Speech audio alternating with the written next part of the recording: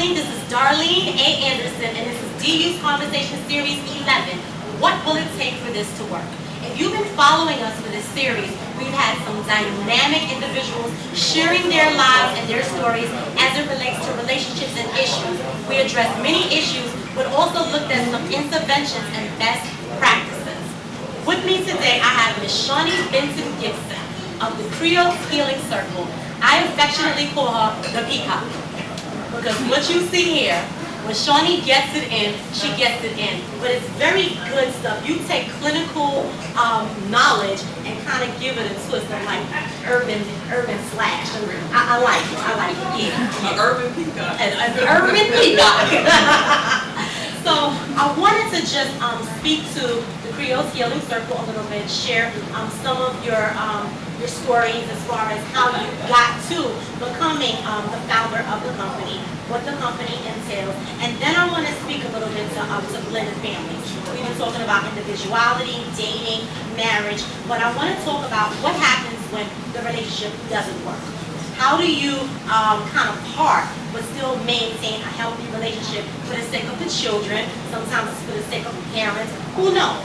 But you have to still communicate with one another. So we're going to talk about that a little bit, but I want the viewers at home to learn a little bit more about Shawnee. Sure. First and foremost, I'm 43, and I declare that first because it's really important to declare how long I've been on the planet.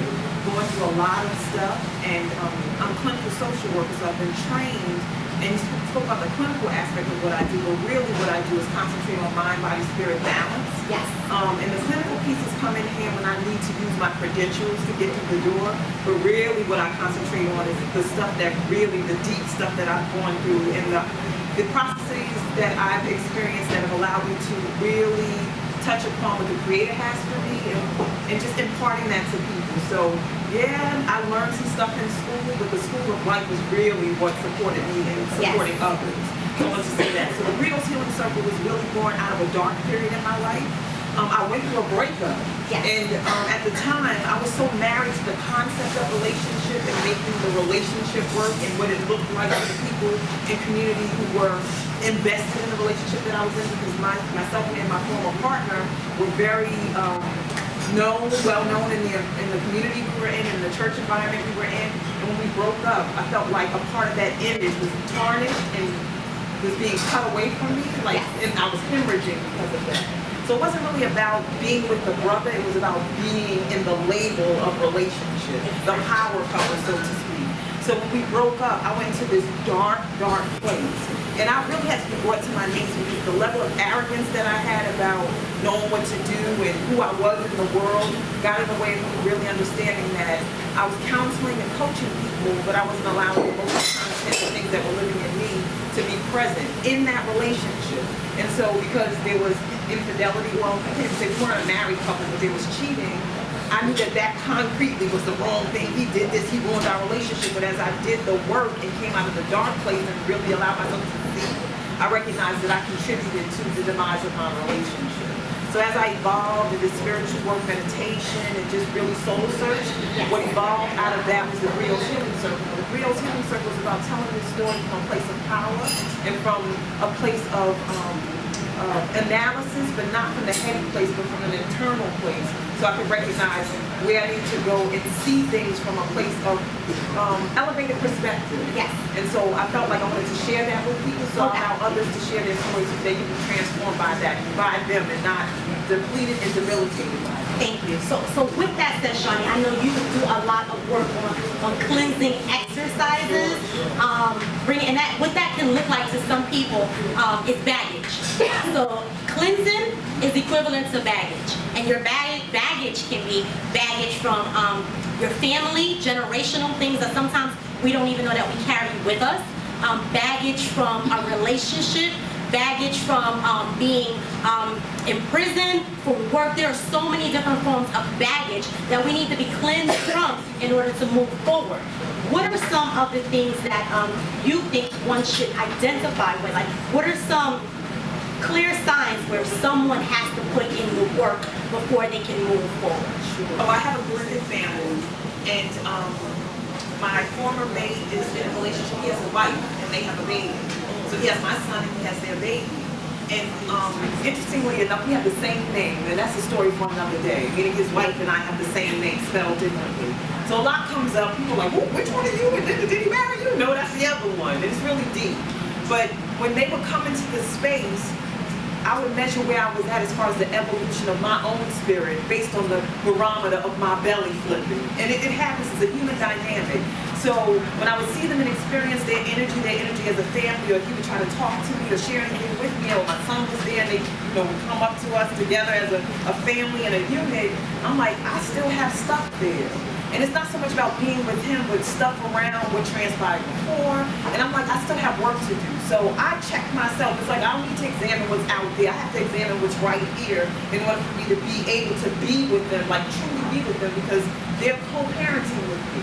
So if I don't do the work, then I'm not going to show up as a powerful parent in that process. And who gets impacted is my son, who's watching all of us. Yes. And so what I share with women, and I say the same thing with men, is the other woman can become the other mother. And if you are not aware of how you show up for that and dealing with that, the woman or the men dealing with that man, then you are really not recognizing the impact that person has when you're not around and they're interacting with your child. So that other mother, other woman is the other mother for my child. That's how I address her. I don't call her stepmother. I say this is my son's other mother, because that's what she is, and that's what I affirm. Because I don't want her to show up as his stepmother, because she'll be disengaged. There's no step about it. This is us together building, and it's the energy and vibration of family. So we generate the blend of community, and that's how I operate. When I started doing work on me, and the best person I can speak about is me, because I don't like to keep it out there. Yes. I was asked by my therapist, I'm a therapist, but therapists need therapists. In order for you to do powerful work, you need to be seeing somebody. And anybody out here who does coaching or therapy and don't see anybody, you're doing yourself and the other people a disservice. So I was seeing my therapist, and she said, you need to do a vision board. And I'm like, okay, I'll do a vision board. She said, for your former mate and his wife. I was like, what? I ain't doing a mother. I'm not paying you to tell me to do something for them. And I give it to them. No, not give it to them. Okay. I had to do the work myself. They didn't have to know about it. Okay. It's like, oh, I did a vision board for you. And that's about ego too. Yeah, so we want I had to do it and be with it. I cut out pictures. I cut out words. My stomach the barometer was busting me up, and I'm like, oh my God, why am I doing this? And I had the home and all this other stuff, and affirming words from my son and his father's relationship, just abundance for them. Yes. And as I did the work, I recognized that anything that they generate as far as abundance and opportunities, I get the overflow too, because my son is going to be blessed. He comes home happy and whole, and then I'm going to be blessed as a result. So people are like, how could you do that after all he's done? I'm like, I co-created that relationship. I attracted that. So to make him responsible is me being irresponsible with my own life and my own legacy. So anybody out there, if you truly want to heal, you have to be able to forgive. You also have to be able to examine how you show up in the relationships, even the toxic ones in your life. Definitely. So today, as a blended family, after you've gotten past your hurt and you're now able to continue co-creating your son's future, what are some of the things that you think that what things do you guys hold collectively together? Is it communication? Do you talk about your son's future? Do you have individual conversations with the other mother, with the son? What are some things that you exercise to further make this work? Sure. A few months ago, there were some issues around my son because he was acting up. She has a young child, and my son was feeling jealous. He was not in their home all the time, so they have their intact unit, and he comes in and out because he's at my house half the time and at their house half the time. So he was acting up with her, doing homework. I had to honor the fact that she deserves respect, and so I would talk to my son about how he treats her, and other people like, that's not your responsibility. Absolutely is my responsibility. You disrespect her, you disrespect me. Yes. And then my son's father, there were issues and things that had come up in the past regarding him and I, and we had a mediation session. We had to have an objective party come in and speak from a position of neutrality, and we all talked about how we impact my son and how us not getting along, even if it's just vibrationally not getting along. We think, oh, we don't argue in front of them. My son picks up on everything. Kids are intuitive like no other. It's just the same. Exactly. Well, So I my don't want to son- talk to him. Right. I don't want to talk to her. Yes. And my son would, we'd be walking along or driving along. He's like, Mommy, you like Shawnee? I'm like, Yes. yeah. I like Shawnee. It was just really deep. So Yeah. taking responsibility. So the mediator held us all responsible for how we show and what we're generating as a unit, as a collective Yes. with our son. And at his school, it was like, here's his other mother. We did a video. My son wanted an award. We were all in the video, and I'm like, hey, your mommies are proud. People are like, what in the hell is going on here? I'm like, this is what should be going on. Exactly. Thank you so much for sharing, Shawnee. When I thought about this segment, I was like, what do I want to call it? And then I said, after the smoke clears.